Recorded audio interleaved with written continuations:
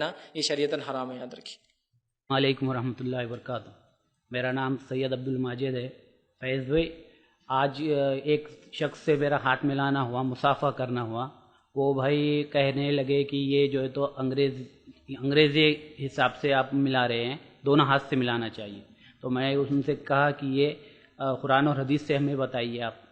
تو اس طریقے سے وہ بھائی کی میرے کو اصلاح کرنا ہے تو کس طریقے سے کرنا چاہیے؟ بھائی نے ایک سوال کیا کہ انہوں نے کسی سے مصافحہ کیا، ہاتھ ملایا، شیک ہینڈ کیا، تو انہوں نے یہ کہا کہ ایک ہاتھ سے ملانا انگریزوں کی نشانی ہے، دو ہاتھ سے ملانا چاہیے۔ اس تعلق سے وہ کہہ رہے ہیں کہ اپنے بھائی کیسے اصلاح کرو۔ دیکھیے، سب سے پہلی چیز تو یہ ہے کہ نبی اکرم صلی اللہ علیہ وسلم سے جو مصافحے کے تعلق سے روایتیں ملتی وہ یہ ہے کہ آپ صلی اللہ علیہ وسلم ایک ہاتھ سے مصافحہ کیا کرتے تھے۔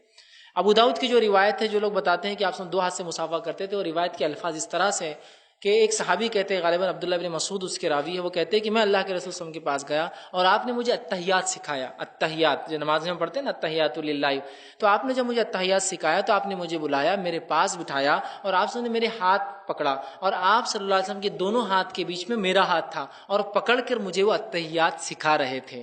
تو یہ دلیل ہے کہ آپ نے ان کے دونوں ہاتھ سے وہ کیا، یہ اس کی دلیل بن۔ لیکن اس معاملے میں جو ہے علماء اس کی شرح کرتے ہوئے یہ ہے کہ آپ صلی اللہ علیہ وسلم جو ہے عبداللہ ابن مسعود کو، یہ محبت کی علامت ہے، جب کوئی انسان آپ کے پاس آتا ہے، بیٹھتا ہے، آپ اس کے دونوں ہاتھ پکڑ کے اس کو کچھ ٹرین کر رہے تھے، سکھا رہے تھے۔ لیکن جو بات آپ کے اوصاف سے ملتی ہے، جو آپ کے اخلاق سے ملتی ہے، جب آپ ملتے تھے تو ایک ہاتھ سے مصافحے کی بہرحال دلیل ملتی ہے کہ آپ ایک ہاتھ سے ملاتے تھے۔